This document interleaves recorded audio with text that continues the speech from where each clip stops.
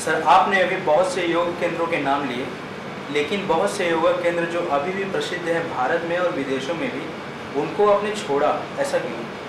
क्योंकि बहुत से ऐसे हैं जिन्होंने योग के क्षेत्र में बहुत कार्य किए, घर घर तक योगा को पहुंचाया, वो भी तो योगा को प्रमोट कर ही रहे हैं। तो इस पर आप क्या कहेंगे? बहुत सारे योग गुरु जो हिमालय की तराई में बिना नाम लिए हमने उनका नाम लिया और कई लोगों को छोड़ा है, वो जानबूझ के छोड़ा है और बताया भी कि सिर्फ योग करने से, पेट फुलाने से, अंतड़ियां घुमाने से, योग के व्यापार करने वाले दम्भी हो जाते, अहंकारी होते, उनसे बचना चाहिए। वो लोगों को ठीक करने और बीमार करने के बीच में ही झूलते हैं, जबकि योग शुद्धता, सत्यता बढ़ाने वाला है टूटों के लिए। तो जो उसका व्यापार कर रहे हैं उनका नाम हम वाकई नहीं लेंगे।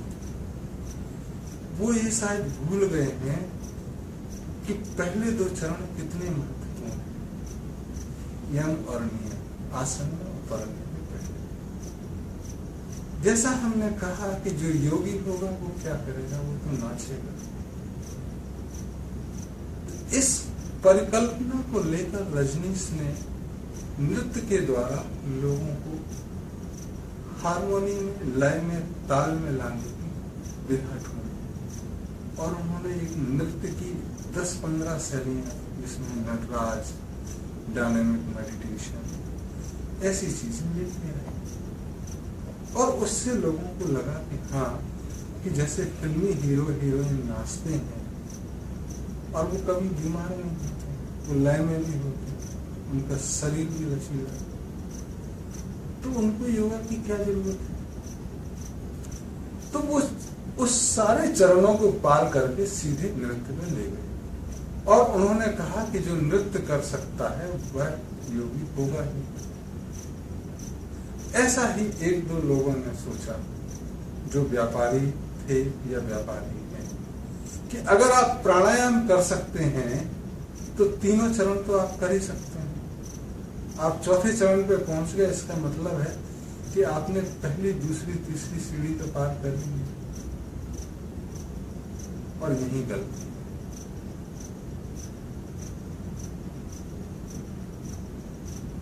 कपालभाति और भस्त्रिका ज्यादा करने से आपके नर्वस सिस्टम पे क्या असर पड़ेगा, इसके बारे में तो सोचिए। लोग 200-200 बार कर लेते हैं कपालभाति, पता लगा बाल समय से पहले हो गए। और बाकी चीजें कुछ ऐसे भी आयाम चले कि वो शरीर से ठीक नहीं है और प्राणों के ऐसे आयाम बढ़ा रहे हैं जिससे बीमारी बढ़ जाए। वजन कम करने की बात दिखाई है, वो बाद में क्या हुआ उसका तो कोई सर्वे नहीं है। जितने लोग हाथ उठाते हैं उतने ही ना ठीक होने का दावा कर रहे हैं मंच। बाकी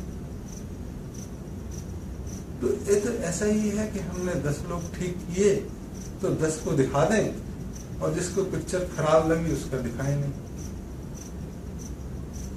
तो अखबार वाला भी योग का प्रचार करता है जब योग की खबरें घर घर पहुंचाता है, लेकिन अखबार योगी नहीं है। तो मेरा इतना ही आग्रह है कि आपको लगता है कि वो सही योगी तो आप उनसे सीखिए, लेकिन 50 लोग से ज्यादा ना हो वहां, तब सीखिए। जब वह आप पे व्यक्तिगत रूप से ध्यान दे पाए तब उनसे सीखिए, क्योंकि इसमें शुरुआती रूप में गलती होने की गुंजाइश बहुत ज्यादा है। मेरा उनसे और न किसी और से सिर्फ इसलिए विरोध नहीं है कि वो उसका व्यापार कर रहे हैं और उसको बढ़ा रहे हैं।